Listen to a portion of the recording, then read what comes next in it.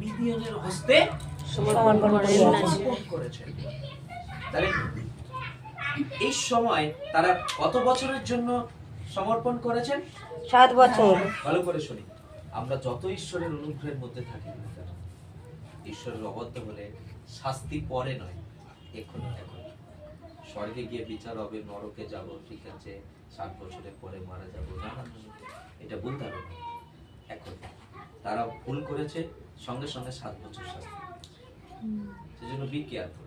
এটা নয় ও ঠিক আছে মারা গেলে স্বর্গে যখন হবে তখন তো 5টা কাকু দেখতে পারবে না, এখন করে চাই অন্ধকারে। আমার কোনো আছে ভুল বা নেই বুঝতে পারছেন? তো তো যদি আমরা কোনো মিস্টেক করি তাহলে আমাদের জীবনে কি আছে? সঙ্গে সঙ্গে প্রবলেম, শাস্তি। আমি আপনাকে একটা জিনিস বলতে চাই, ঈশ্বর কাদেরকে ব্যবহার করে? ঈশ্বর নতুন বৎসর তো আমাদের জীবনে, প্রত্যেকের জীবনে দিয়েছে, তাই না? আজকে জন্মদিন উপলক্ষে এখানে সবাই একত্রিত হয়েছে, কিন্তু জন্মদিন আমাদের জীবনে প্রত্যেকটা দিন, যেন প্রত্যেকটা দিন ঈশ্বর আমাদের মাস বৎসর যোগ করে যেন আমরা তার জন্য ব্যবহার হতে পারি। প্রথম প্রশ্ন হচ্ছে কাদেরকে দেয়? দেয় তো সবাইকে। ঈশ্বর সর্বদা সাধারণ মানুষকে দেয়, তাই না? এই এখানে গিদিয়নও খুব সাধারণ ছিল,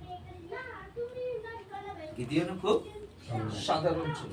ঈশ্বর সর্বদা সাধারণ মানুষকে ব্যবহার করে, কারণ যীশু খ্রিস্ট বলছে যারা আমার লোকেরা আমার রব জানে। আপনি 34 পদ পড়ুন, দেখেন কি লেখা আছে। 6:34।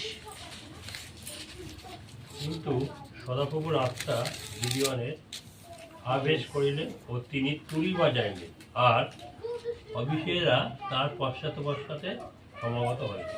আর সদাপ্রভুর আত্মা গিদিয়নে আবেশ করিলেন। আবেশ করে। গিদিয়ন কিন্তু এখানে একদম সাধারণ, আবেশ মানে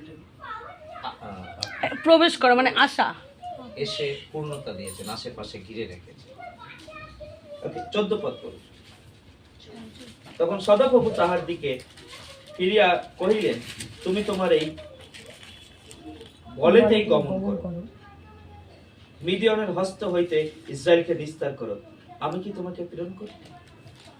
অর্থাৎ এখানে পয়েন্ট আউট করো, তুমি তোমার বলেতেই, তোমার যে শক্তি আছে, তুমি যেটুক প্রার্থনা করো, তুমি যেটুক বোঝো, Yes. ঈশ্বর সর্বদা ব্যবহার করে সাধারণ।